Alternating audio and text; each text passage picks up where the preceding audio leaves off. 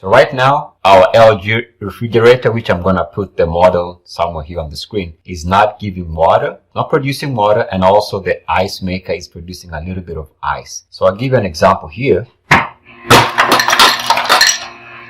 That's the ice maker, but it's struggling a little bit. But now if I change it to water, there's nothing.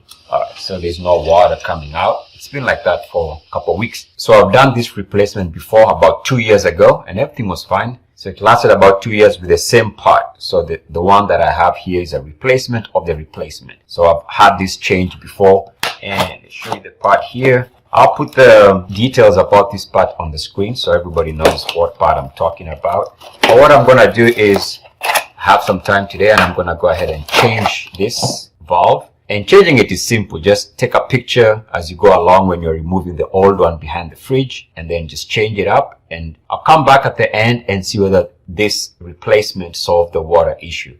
Let me show you the part. Sometimes it's good to show these things just in case you've never seen one of these. What it looks like.